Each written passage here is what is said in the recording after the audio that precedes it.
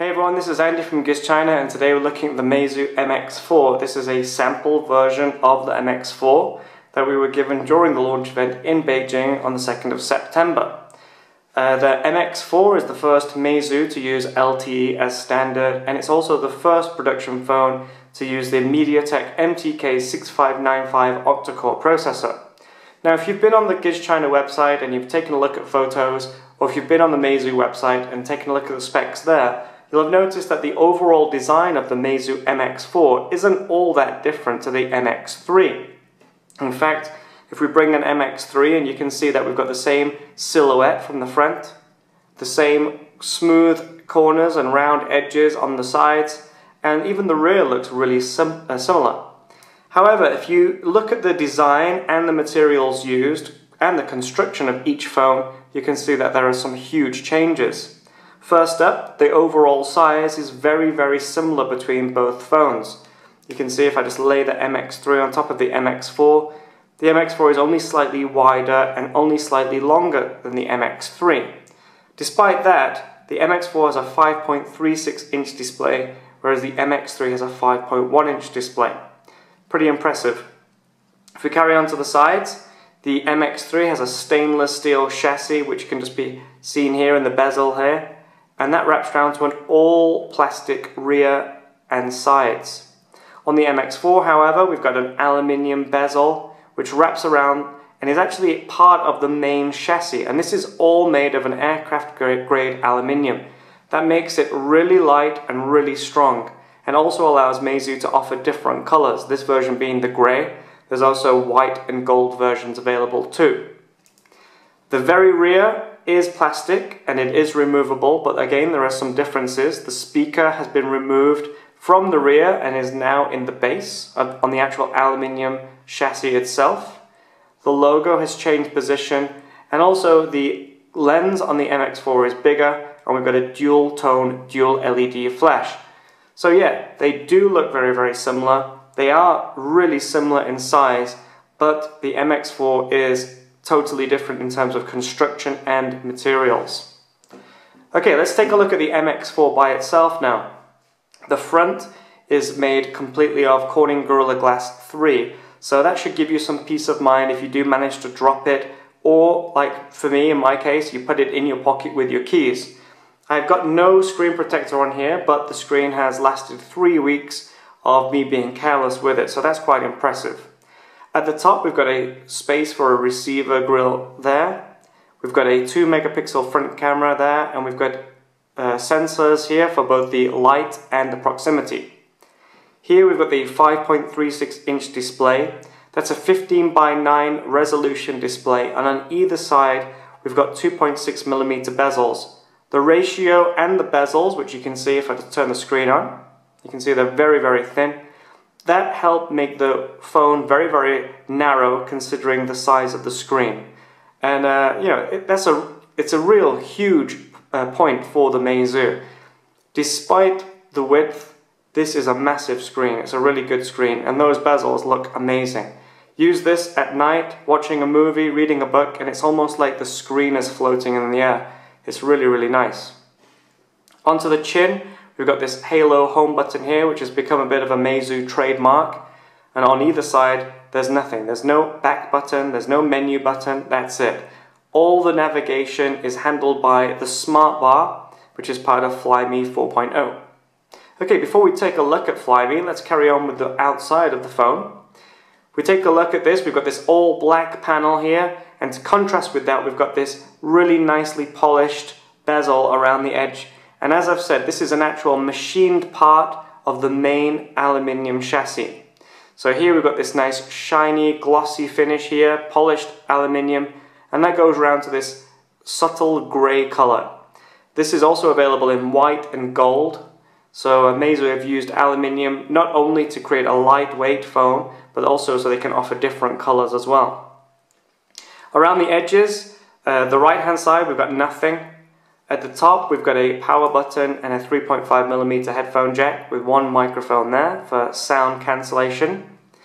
In the base, we've got space for the speakers. Now, these speaker holes here, they're drilled out and they've got a mesh behind them. We've got a micro USB, another microphone, and this is a recess so I can pull the rear panel off. And on the left hand side we've got a volume rocker there. Now my only complaint or concern with the design is the placement of the buttons. It was the same with the MX3 and it was the same with the MX2. When you come to lock the screen, it's really easy to press the volume button, and as you know, that will make a screenshot. So I've got a lot of accidental screenshots in my gallery. It's not so annoying really, it's just something that I need to get used to, but it is something to be aware of. If we take a look at the rear of the phone, this plastic has a similar feel to the aluminium. They've given it the same sort of textured finish. The color between the aluminium and the plastic is pretty much the same. So it's quite a nice transition from the alloy to the plastic here. The Meizu logo has changed position. We've got a dual tone, dual LED flash, and this lens is a Gorilla Glass lens with a 20.7 megapixel Sony sensor underneath. If we just pull the rear panel off, sorry, if I just find the bezel, sorry, the recess. Pop the rear off, you can see we've got this aluminium rear, it's quite flexy. It's probably a little bit thicker than I'm used to on other phones, but that gives it a nice feel of quality. This is just a padded bit of plastic here, which helps to stop it from squashing against the battery there. There's no NFC on this sample MX4. I'm still not 100% sure whether the production version will have it or not. The phone itself, 3100 mAh battery there, and that's from Sony. We've got that dual tone LED flash there. Space for a micro SD card. We've got antennas here, and those are for Bluetooth, Wi-Fi, GPS, 3G, LTE, and GSM.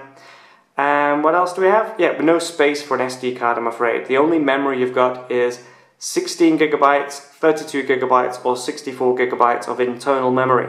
And this sample is a 32 gigabyte phone. Okay, if we just pop the rear back on, it just snaps back in place. But you do need to be sure that the sides are on properly, otherwise you have a little gap. Okay. Alright, so there we go. That's the external features and the external look of the Meizu MX4. It is a very good looking phone, it's an extremely comfortable phone, and it's very lightweight too. Let's take a look at Flyme. Now, to get into the phone, we've got a lot of different options to actually get in there. We've got the regular option of hitting the home button and sliding up to unlock. If you don't want to do that, you can double tap and then slide to unlock. Or if you don't want to do that, you can press onto the halo button and slide up, and that will unlock it too. So, it's nice. You've got 3 different ways to get into the phone. You can choose whichever is suitable for you and just get on with that way. It's a really nice, flexible way to get in. Before you're even in the phone, you've also got some more features. If you swipe to the right, you've got the camera application there that pops up. Or, if you swipe to the left, you can open up different applications. In my case, I've got Google Now set up there, but you could set up anything you wanted. You could set up WeChat, WhatsApp, Maps, anything you want in the settings. Okay, if we just go back, here we go, we've got our Flyme 4.0 home screen here. If you're used to Flyme 3.0, you're not going to feel much of a difference here. It looks very, very similar. There's not much difference really on the home screen. Scrolling down from the top, you've got the notification area. Now this is a little bit different. Flyme 3 would only extend so far as your notification, so in this case it would have stopped around there. Flyme 4 continues down to the bottom. It just looks much nicer in my opinion, the way they've done that. If you need to get at any toggles quickly, you've got some toggles here. You've got rotation lock, Wi-Fi, data connection, Bluetooth, screen brightness, and if you need any more you can just tap there and you've got a few more applications and toggles to get at there. Swipe it back up and that will close. And if you had any notifications you could swipe them off screen, and there's also a quick clear button that would get rid of them all too. Swipe up and your notification bars away. From the bottom, swiping up, you've got the Task Manager, and this shows you all the applications that are running in the background. And this is very, very similar to Flyme 3.0. You can either choose to close them one by one, you can lock one in position to keep it there, and then you can clear all of them in one go. If we just open that up again, you can see the calculator app, which I locked, is still there. If I just close that, swipe it up, it's all gone. All the apps are closed now. So nice, easy, simple task manager there.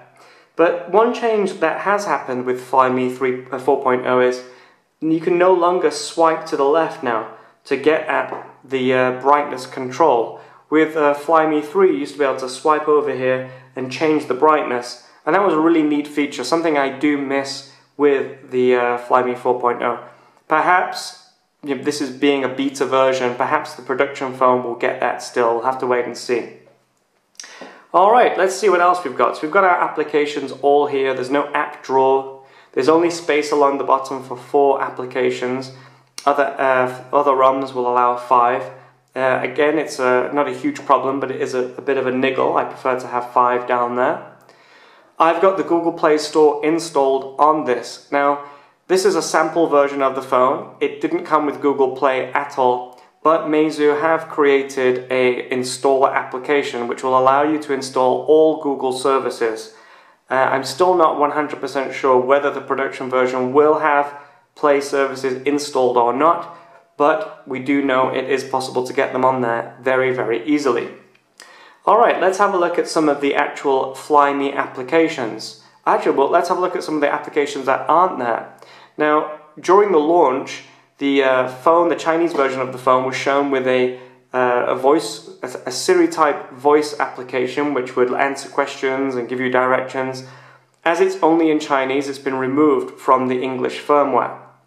Also removed is the weather application, which was a huge shame. You can see I've got a different application here.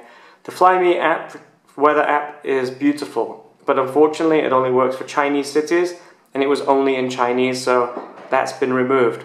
Again, fingers crossed, those will be added once the phone becomes official and everything's been launched properly and we can buy them. So fingers crossed those applications and features will come back. Okay, what we've got here, we've got a Flyme Game Center. If I just open that up, this will open up an application store where I can download games from the Flyme store. It's all Chinese, and most of the games will be in Chinese too. Flicking through here, you will be able to find some apps in English, so it's not completely useless if you're not in China or can't speak Chinese. And it's a nice way of getting hold of a few games if you don't have access to Google Play. Going back out of here, I can simply press up and swipe back, up and swipe back. So we've got this gesture control on the home button. Another Flyme app is the Notes application. I can choose to make notes, either write them, I can add sound to them, and as you can see, when I go into an application, this smart bar appears, and we get different features in the smart bar depending on what I'm doing. On the main notes area, we've got a back button or add a new note. If I make a note, you can see that there are more options that pop up here. I can go back, I can add a checkbox, I can add a photo, go into the gallery, I can put a photo in there, or I can even add some voice, some audio in there too. So this smart bar is really nice. Although some of you might miss the actual capacitive buttons which give you some features, the smart bar is actually more feature rich. We've got more stuff on here. And depending on where you are in Flyme or what application you're in, the smart bar will change depending on where you are. So that's really nice. Going out, we can either press the back button or swipe up, and that will take us back too. Okay, the Painter app. Now this is something that Meizu are really pushing. They're really happy with this application, and some really amazing artwork has been made with it. To be honest, I'm not going to go into it because I've never used it. It's never something I've ever wanted to do, draw a picture on my phone. But there is that there if you wanted to. We've also got access to a lot of different themes. Again, this is a Chinese theme store, so you might find that some of the translations are in Chinese, but to be honest, it shouldn't make a difference. You just choose what you like, click it and download it. It's loading quite slowly because I'm on 3G at the moment. Okay, we'll just go back. Folders, you can easily make folders, and as you can see here, we've got a recorder, we've got a download app, we've got an upgrade app, and we've even got an application that shows us the usage. Okay. Gallery, we can have a quick look at that. Got a cloud gallery. If you have a Flyme account, or if you open a Flyme account, you can connect your Meizu MX4 to Flyme and basically share photos through the cloud. And you can also do other things. The Flyme service is actually quite nice, but really only there for Chinese users. MX4 customers, for example, get 40 terabytes of free cloud storage when they buy an MX4 in China, which is pretty amazing. And again, I hope these features do make it over to the international version. If we go over our different photos, you can see these are some photos I took today. Again, when I go into a picture, you can see I've got different options here. I can edit it, share it, delete it, crop it. If I press on it again, I just get a basic gallery view. We've got settings. This is a file browser. We can go through all the files in the phone. We can also connect to any network systems. The Wi-Fi is not on at the moment, but for example, if I turn this on, I could connect to my Xiaomi router. I could connect to my MacBook, whatever, and I can connect to my Flyme account. If we just go out of that, we've got the Meizu App Store. Like I say, the Chinese version of the phone and the sample didn't come with Google Play, but there is Meizu's own App Store. Some of it has been translated into English, but the applications that you download from here will not be in English. So, some of them will be in English. So, there is ways of getting apps on there if you don't have Google Play, but as I've already mentioned, there is a Google Play installer available. Alright, let's see what else we have. Calculator application. Calculator's got your basic calculator here. You've also got a currency conversion option here. And if you want to, for example, if you're working on something on the web browser, you can also open up your calculator in this floating window. And that's also available for video too.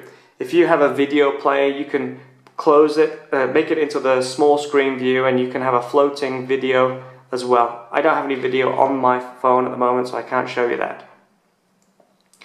Alright, what else do we have? Okay, music. Now, the music app on Flyme 4 has changed. It's got a different layout, it's got a nicer UI. I'm not going to play music now, but rest assured, it is extremely loud through the... I will play it actually.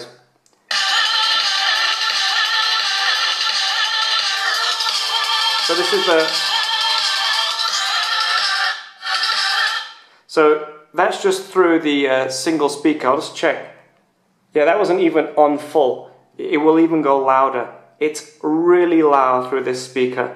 Now, Meizu were originally an MP3 and audio hardware maker, so they really are proud of their heritage, and they do try their best to give a really nice audio playback. The external speaker is pretty damn good, considering this is a mid-range phone. But plug headphones in and the audio quality is really amazing. Considering the price, it has really good audio quality. It isn't quite on par with Vivo, but it's on par definitely with the Oppo Find 7 and the OnePlus. Really good audio from the Meizu MX4. Really impressive stuff. Alright, from the settings, this is your basic settings view. If you want to, you can extend that and see what each of these settings means. But once you get used to it, you can just figure it out from the icons. Here you can see we've got our theme settings. And one of the options is this, Flyme icon. Meizu have developed tons and tons of icons for thousands and thousands of applications. Personally though, I don't really like the look of some of the Flyme icons. I find that they're too big, so I'm using the default icons. I'll just turn that on and I'll show you. In a moment this will all change. There you go. You can see that, personally, I just find some of these a little bit big. They do look nice. This Instagram icon is really nice, for example. I really like the flat look of that. But I don't know, this Google Play Store app just looks a bit huge for my liking, so I generally tend to have the Flyme icons turned off. Okay, what else do we have in here? If we just pop down, we go to the accessibility. And we have this option at the top which is called Quick Wake Up. And this is where you can set up all the black screen settings. So for example, you can turn double tap on and off. You can change what application you want to open when you swipe to the left. So all these settings here, they're all available in the accessibility option there. Okay, what else do we have? Let me see, languages. Okay, as you can see, I've got my phone set up in English, but there's also Chinese, German, Spanish, French, Italian, Portuguese, Russian, lots of different languages in there. So even if you're not an English speaker, if you're from one of Meizu's markets, they probably do have the language already in there, which when you compare to Xiaomi and MIUI is another big advantage of Flyme. Let's take a look at the gaming on the Meizu MX4. So this is a octa-core MTK6595 Mediatek processor, has big.LITTLE architecture. That means that when it's struggling, it goes into the big processors, and when it's just relaxing like it's doing now, it only uses the small processors. It has 2 GB of RAM. Let's have a look how it handles real drift. Now, this game we've tried on lots of different Mediatek phones over the year, and we've always found that every single Mediatek phone has, although been able to play the game very, very well, has always struggled with the 3D animations. As you can see, that's not the case here with the MTK6595, which is handling the video really well. Nice and smooth, just like a nice top-end flagship processor should. Let's have a quick go and choose this car. Let's have a quick go with this.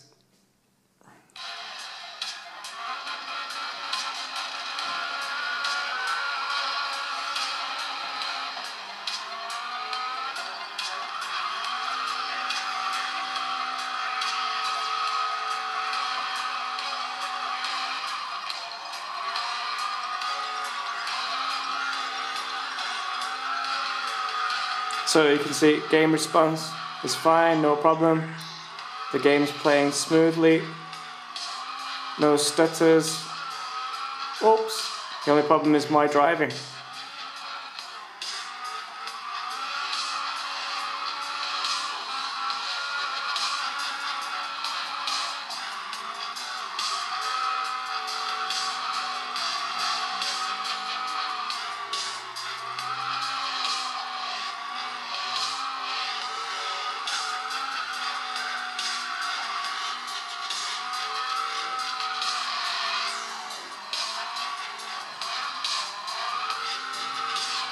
Oh.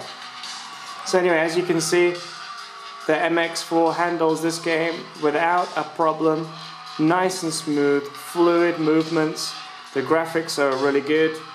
The performance is fine. It's handling the 3D animations really well. So not only is it good for the Meizu MX4, but it's good for any Chinese phone maker who's going to be using the MTK6595 processor in their upcoming phones. We're going to see some real improvements in game performance over the next few months. Alright, let's just turn that off. We will go back to main menu, okay. And we can just go like this, swipe out, should be, yes, okay. Alright, now we only played that game for a really short, couple of minutes or so, and I can already feel a little bit of heat here along the back. The good thing, that's not so good because obviously it's getting hot quite quickly. The good thing is though, this aluminium chassis really does suck heat out very quickly. So when it does heat up, it gets rid of it really, really quickly. It never gets too hot in your hand. And as Meizu did inform us, this is only a beta firmware. They're going to expect some real huge optimizations in the official build. Okay, now, another issue that we had with Mediatek phones in the past was GPS. I've tested this in China, in Dubai, and also in Spain. And I can tell you that the GPS on the Meizu MX4 is fantastic. I'm getting 3-second lock-on times. I'm getting very good accuracy. It's not quite as good as a Snapdragon processor, but it is fine for navigating around the town, getting from city to city, and finding out where the interesting places are while you travel. So that's really fantastic news. Again, not just for Meizu, but for any Chinese phone maker that will use this processor in the coming months. Okay, the only thing that we haven't really taken a look at now is the camera. Now, the camera on the Meizu MX4 is a 20.7 megapixel Sony sensor. It has an aperture of f2.2, and now that doesn't sound particularly good. It actually is better than it sounds on paper. Compared to the Xiaomi Mi4 with an f2.0 or the Vivo X-Shot with a f1.8, f2.2 on the Meizu, yeah, it sounds a bit not so good really. But actually in use, the camera is very good and it performs very, very well. Here we are. This is the new Flyme camera application. As you can see, the smart bar has changed. We've got some different options, back, flash. We've got filters, change the camera to the front. And also you can see we can swipe from different camera settings. We've got an automatic mode is what I normally use. We've got manual mode, which allows us to change all our different settings here, the exposure, the focal length, the aperture. We've got face beauty mode. Again, these settings change. Panorama, refocus. Refocus is, we've seen this on the MX3 as well. We can take a photo and then refocus afterwards. Night mode is very good. Now, use this at night. Even with the f2.2 aperture, you're going to get some fantastic night photos. It's really, really good. Barcode scanner, slow motion video. I've got some of that online. I'll put that into the review. Macro mode, this is fantastic. You get some really awesome close-up photos with macro mode turned on. Let's try and get one now. So with macro mode on, you can get nice close-up photos. Really, really good, nice detail, up-close photos. Really, really nice. Something that I would like to see on other phones in the future. What else do we have? And then back to auto. So you got lots of different settings in there. On top of that, you can change other things. You can change to HDR if you feel. You can put a grid view on the photos. If we just go back down, you can see the grid appears. That helps you take a photo. We've got a countdown mode, which obviously is when you're taking photos with a group and you've got it set up on a tripod or something. You can change even the size of the images. Here we've got it on 20 megapixel. You can drop it down to 16 or 10. And when you get to 10, you can use the super fast burst mode. So if we just have a look at that, if I just hold down, we're looking at a hell of a lot of photos really quick. That was 25 photos. 25 photos again. So if you're into sports and you like to take photos of moving targets, cycling, car racing, anything which is fast moving, the MX4 could be a phone to look at. We've also got settings for our recording. We can record up to 4K video with the Meizu MX4. So it really is, it's not a camera-centric phone, but this has got a camera that does rival camera-centric devices. One last feature you can see, we've got this spirit level here, this blue half circle, and that tells us whether the camera is level or not when we're taking photos. Really, it's not 100% accurate, but it's a nice little feature, and a really good one for making sure your photos are nice and level. Alright, so that's the Meizu MX4. I think I've covered everything. Performance is amazing. Gaming is really good. GPS is phenomenal for a Mediatek phone. We've got this beautiful screen. Calls, data connection, Bluetooth all work flawlessly. Camera is amazing. Really is a very, very good camera. Very capable with tons of features. We've got this beautiful design. It's very, very comfortable to hold. It's lightweight. It's a great phone. In China, for 1,799 RMB, it is astonishing value for money. And Meizu are going to really have trouble keeping up with demand. Internationally, at $450, it is an expensive phone. It's expensive compared to other phones on the market. However, you do get a warranty with the Meizu. You're buying directly from Meizu. You're guaranteed support. Compared to something like a Samsung Galaxy or an iPhone, which, you know, the Meizu specs are above, it's still cheap. Compare it to a Xiaomi or a OnePlus, and yeah, and it does look a little bit more expensive. It is different though, it is very, very different, and like I said, you're buying directly from the company and you're going to get a good warranty and good backup, so you do have that too. Anyway, overall, the Meizu MX4 is definitely one of the phones that I'm going to recommend to lots of people over the coming months. It's definitely an improvement on the MX3, and that is saying something because I really did love the MX3. I've been using the MX4 now for 3 weeks. I've not gone back to the X Shot, so that does say something. It is a really, really good phone. Yeah, I am really excited to use it. And I can't wait to see what Meizu have got planned for the rest of the year with those rumoured 3 more phones that they're going to launch. Anyway, so that's it. That's the Meizu MX4 review from Gizchina. I hope you liked that. It was very long, I do know, so I do apologise for that. If you have any questions, please leave them in the comments on Gizchina and I'll try to answer them for you. Thanks for your time and I'll speak to you all soon. Goodbye.